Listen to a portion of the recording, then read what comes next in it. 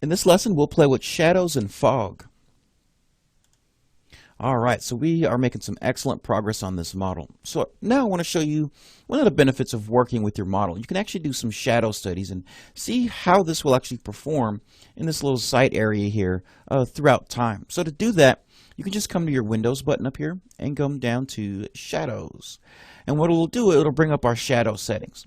And basically, we can input a time and a date, and then play around with some levers and see how this model is going to look in the evening, early in the morning, at night, anytime in between, and pretty much any time throughout the year. So you have your date, January, February, March, all the way through December. So you can plug that in if you want to. You also have a calendar you can go by and goes with the current date. Up here you can actually go with the time of day. And here's where we can actually make the lights lighter or darker, and the darks lighter or darker within our shadows. So the trick here to make it work, click on Use Sun for Display and you'll automatically know an update. So now pretty much all we need to do is play around with our level. We'll start with this one. So we'll say what time of day. So right about now it's close to, let's see, 1:30 there.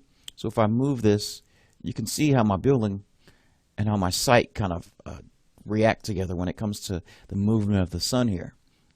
Pretty cool and pretty helpful. You could do some daylight, real simple daylight studies and shadow studies, but you can create some really cool little images here. So it's pretty helpful. And then that's one of the great things about working with your modeling tools, but also working with creating organic surfaces here creates nice shadows and really creates a nice effect for your visualization here. So let's say my lights are not light enough, so you bump those up. You want to make your shadows darker, bump those up, and you can move these up and you get a much more dramatic effect as far as how your building is performing. So you can see during 4 o'clock in this case, 4:45 p.m., this is how this looks. Pretty neat, right? So another way you can actually go about testing this out, you can just come up here. So right now we're on UTC -7. Just highlight it and go down, and incrementally you can see what happens with your building here as well. Pretty cool, pretty exciting. I enjoy having that. It helps visualization a little bit. Another nice little cool little tool. It makes me feel like this is one step closer to reality. So shadow studies are definitely very helpful. But another thing that's helpful is fog, especially when it comes to visualization and trying to create a sense of ambiance or atmosphere within this model that we're going to use later on to try to sell our idea. So what I'm going to do is I'm going to kind of scroll in here and get into my model and try to find a view that's going to work for me. So I'm going to go to camera. So let's say a 2-point perspective. That might help us get more of our building in place. So now I want to go ahead and kind of scroll in, get some of my elements, but I don't want to see where my model stops. So key is getting my roof line, a nice perspective, and a nice eyes view on here. So tab in one more time here. I don't want any white edges here, but I want to have my building. I want to be able to see some of my water, but I also want to have this background because now we're going to add some fog. So you can see this is a pretty nice perspective. So now we can come up to window, we can come up to fog, and right now this lever basically lets us set the bounds. So infinity means your fog's way in the background. 0 means it's closer to our face. So if I were to click display fog, right now you could set your bounds for your infinity and your 0, but if I were to move this closer to infinity, what should happen here, I must get rid of use background color, is the fog should slowly dissipate here. So if I move it closer to 0, which is closer to our face, we can create this cool sense of ambiance, right? This sense of atmosphere within our area here. So I really like this. I think it's a really cool tool. Or we can make it a really clear day. So not only that, not only can we add fog, but if I go click on this little box, while this is deselected, I can add a background color and in a way create the effect of a sunset, of a really nice warm sunset. So I'm going to go with this orange looking color. I'm going to click that button and check it out. See what that did for me. So now I can move my bounds here if I wanted to. And if you wanted to increase the intensity there, it gets pretty crazy.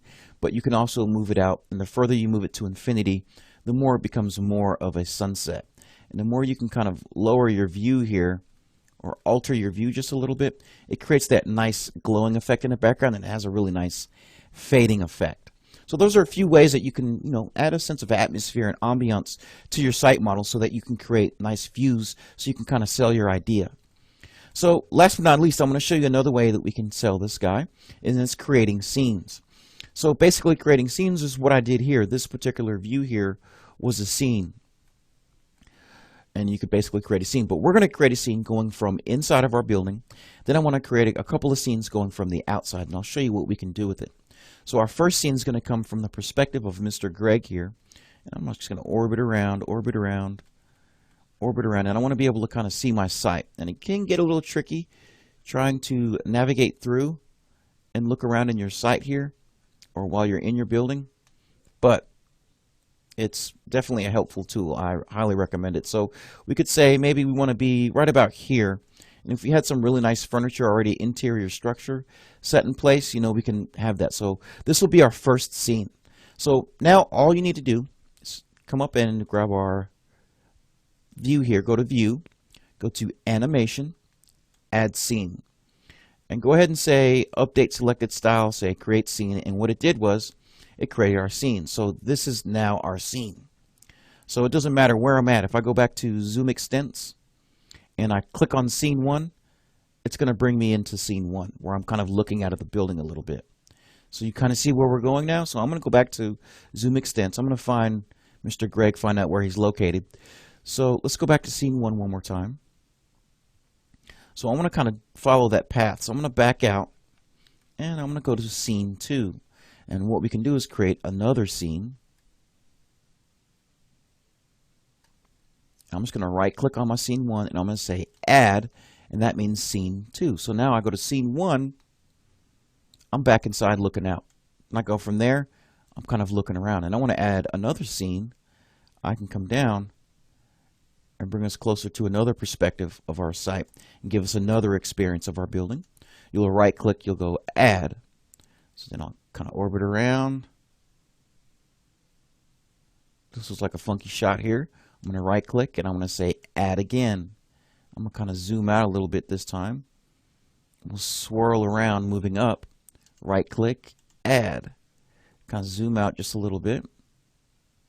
And the trick here is kind of playing around with different scenes to kind of sell the idea and let our clients or people experience this. So add another scene. We'll come back down around. We'll meet up with Mr. Greg one more time. Right click, add. Now this time I'm going to zoom out.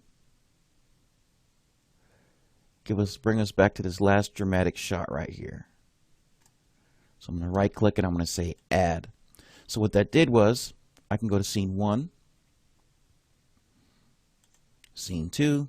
So not only do we have scenes, we have images, we have different views of our building, different ways to experience our idea and our concept, different ways to problem solve with this and how it relates to our scene.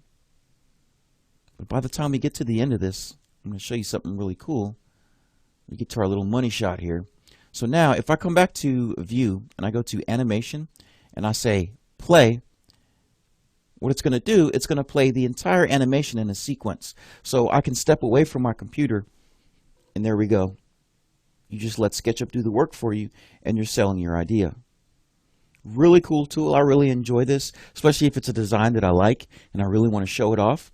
This can definitely help you do it. It'll help you bring your clients or professors or whoever into your project and let them explore your project from all different aspects. And it kind of gives you a little control because it allows you to pick the scenes and create those nice money shots or scenes that can really sell the concept of your idea. So I'm super excited to be able to show you this here.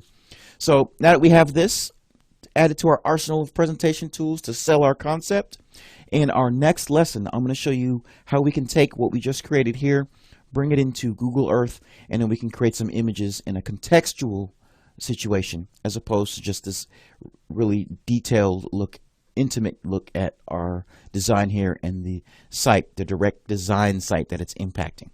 So in the next lesson, we'll jump back into Google Earth and we'll play around with some context.